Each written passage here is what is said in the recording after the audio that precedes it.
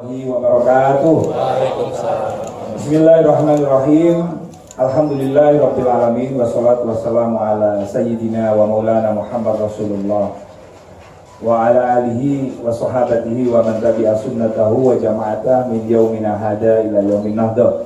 Untuk kawan-kawan media, baik media nasional, media YouTube, media cetak, media online yang saya hormati dan yang saya cintai, di tangan kalian berita-berita tentang PSN PIK maupun PIK 1, PIK 2 akan tersampaikan tentu dengan fakta-fakta, bukan dengan ngarang-ngarang.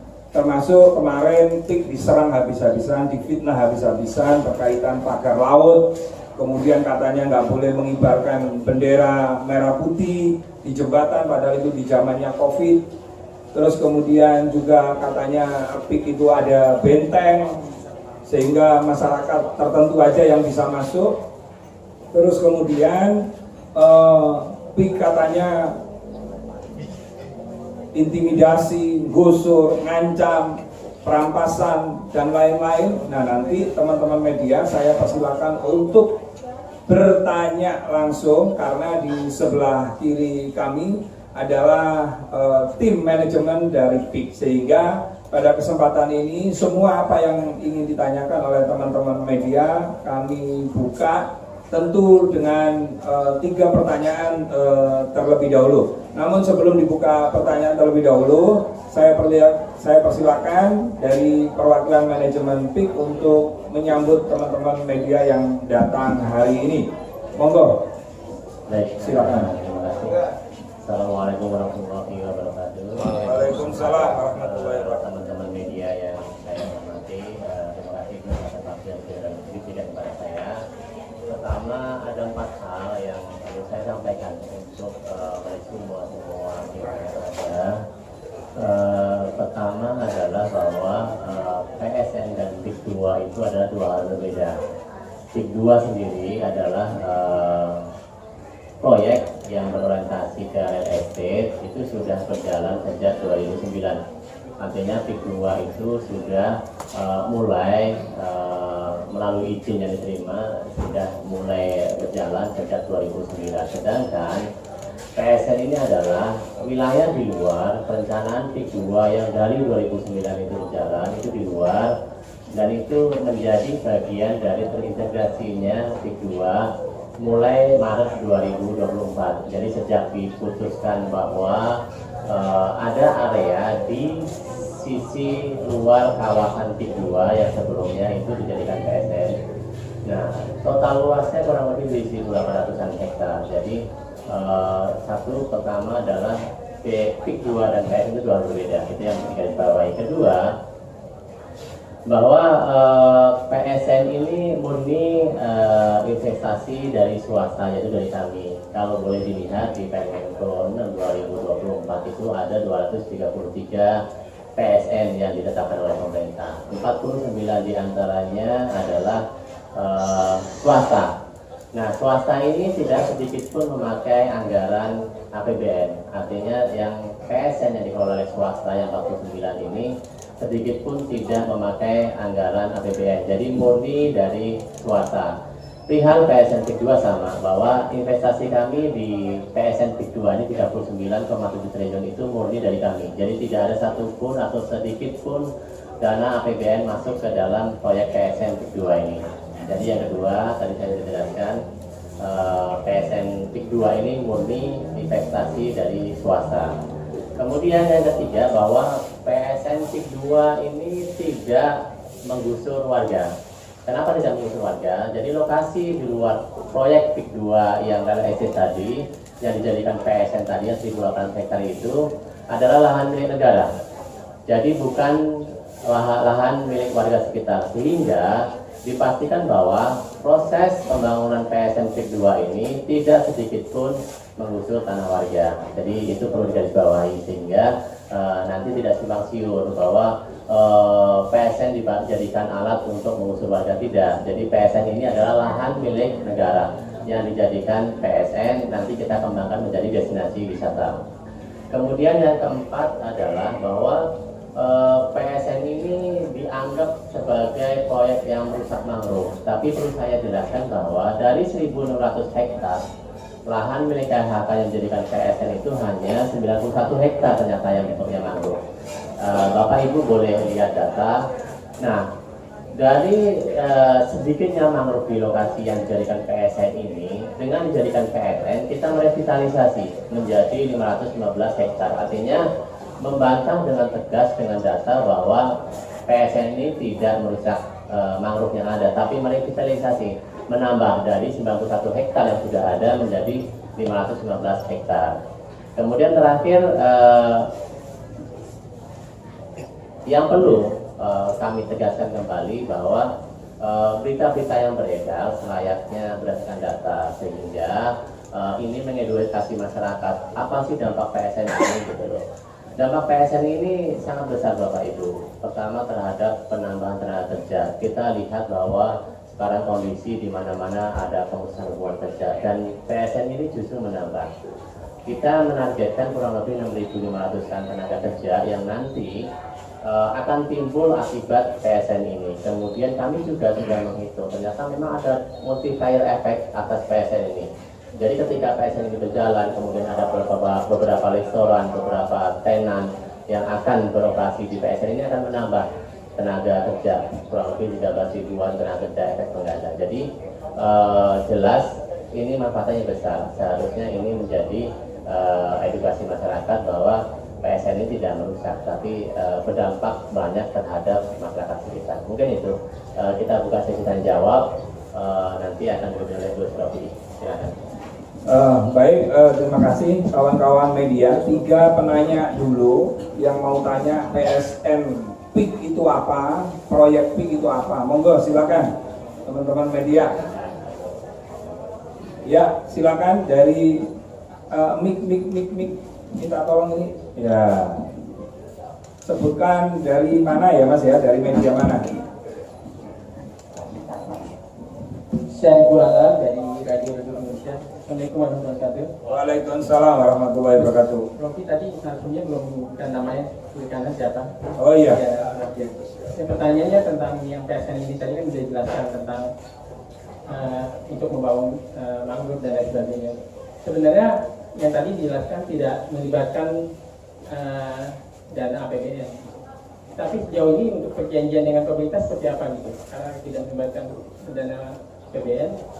Terus ada nggak, udah dikaji nggak untuk PSN PIK ini ada kajian tentang lingkungan, ada menimbulkan dampak lingkungan nggak? Itu aja mungkin. Terima kasih. Oke, dari Radio Republik Indonesia ada yang lain teman-teman media? Kalau nggak ada langsung kami jawab ya. Langsung dijawab ya. Monggo silakan. Oh, iya monggo. Dari iawenews.com. Siap. Gus, ini kan permasalahan PSN ini kan timbul setelah masuk ke ranah daerah Banten, mulai muncul. Nah, bagaimana komunikasi dari pihak PIK sendiri dengan pemerintah daerah? Karena masalah ini kan muncul berkembang kan setelah kawasan yang bukan di DKI Jakarta ya, tetapi di Bantennya itu. Nah itu sebenarnya komunikasi antara PIK dengan pemerintah daerah itu seperti apa? Oke. Sehingga muncul konflik hal seperti ini. Nah sampai saat ini kan begini, dalam sebuah proyek itu kan pasti kan ada sosialisasinya, begitu kan? Nah pihak PIK sendiri sosialisasinya seperti apa gitu, sehingga polemik ini muncul sampai terjadi penghujatan ya seperti itu dan segala macamnya. Terima kasih. Baik, satu penanya lagi. Nah itu dari Metro ya Mas? Mbak, iya dari Metro dulu.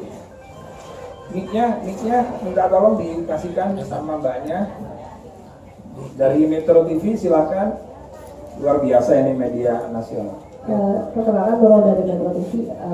Pertanyaan pertama mau tanya, jadi penegasan aja sikap dari MUI itu gimana soal yang ramai kemarin. Terus juga kemarin juga sempat ramai soal tanggul laut yang PIK 2 dan juga berkaitan juga dengan pagar laut. Iya, pagar laut. Dan itu dari pihak PIK 2 itu gimana tanggapannya? Oke, 3 penanya, lumayan ini pertanyaannya sangat berbobot sekali. Baik, langsung dijawab sama Beliau dari manajemen PIK, silakan. Namanya. Baik, kami dari manajemen TIK coba akan menjawab beberapa pertanyaan. Secara Nama-nama. ya, saya dari Tony dari manajemen TIK. Jadi memang saya akan coba menjawab secara formal beberapa pertanyaan dan mungkin nanti tidak detail, tapi setidaknya ini akan menjawab semua pertanyaan yang ada. Pertama adalah perjanjian dengan pemerintah bahwa PSN TIK 2 ini tidak serta-merta ditunjuk, tapi melalui kajian dan pembahasan. Jadi perjanjian dengan pemerintah tentu saja adalah satu hal yang pasti, kami harus melaksanakan proyek ini. Ketika proyek ini sudah ditentukan oleh pemerintah dengan segala macam resume dan proposal yang sudah dibahas dan disetujui, perjanjian kami dengan pemerintah harus merealisasikan proyek itu. Jadi tidak ada perjanjian hal-hal krusial atau ini itu tidak ada. Tapi memang perjanjian yang melekat terhadap terhadap PSN TIK 2 ini adalah bagaimana kami selaku pengelola yang ditunjuk oleh negara ini dapat merealisasikan proyek ini. Gitu. Jadi itu perjanjian kami dengan pemerintah. Kemudian pemerintah juga akan mendukung serta mempermudah dalam hal perizinan sehingga nanti realisasi PSN ini dapat dicapai sesuai dengan rencana yang sudah dibahas sebelumnya. Kemudian untuk kajian AMDAL, kemudian sosialisasi, kami sebenarnya sudah pernah melakukan kajian AMDAL. Kita sudah menyusun kerangka acuan AMDAL. Kita juga sudah sama melakukan sosialisasi terhadap masyarakat sekitar lokasi PSN. Gitu. Jadi memang kita sudah lakukan itu dan tidak ada satupun yang menolak. Ada beberapa masukan terkait nanti ketika pelaksanaannya harus hati-hati dan itu normatif. Tapi memang secara prinsip disosialisasi AMDAL dengan masyarakat sekitar yang terdampak PSN itu kita sudah laksanakan dan mereka mendukung. Kemudian nanti untuk perihal dari MUI mungkin dan Sofi yang akan menjawab. Cuman kemudian untuk hal lain seperti tanggal laut itu memang kami sudah sampaikan melalui kuasa hukum kami bahwa memang itu bukan dari kami, itu saja. Jadi memang tanggul laut itu bukan dari kami yang melakukan pembangunan. Seperti itu, Gus. Namanya Mas Tony. Ya, selanjutnya saya jawab pertanyaan tentang MUI ya, MUI pusat Mbak ya. MUI pusat yang dalam Rakernas beliau meminta untuk membatalkan PSN. Nah, saya tidak mewakili PIK pada kesempatan ini sebagai Ketua Umum BKN yang selama ini berkomunikasi dengan para kiai dan para alim ulama tentang bagaimana sih sebenarnya untuk memutuskan sesuatu, apalagi keputusan itu bisa menimbulkan kepentingan umum. Nah, MUI pusat yang patut kami kritisi adalah MUI pusat ini belum pernah melakukan tabayun, Mbak. Ya, itu tolong dicatat dan saya bertanggung jawab. MUI pusat tidak pernah melakukan tabayun ketika beliau memutuskan dalam Rakernasnya untuk membatalkan PSN PIK kepada pemerintah, minta dibatalkan. Padahal PSN PIK ini bukan kemauan dari PIK, tapi berdasarkan Perpres Presiden dan Wakil Presiden saat itu Kiai Ma'ruf Amin. Beliau juga mantan Ketua Umum MUI gitu loh. Nah, akhirnya MUI Banten kan juga kemarin bersuara juga kan gitu.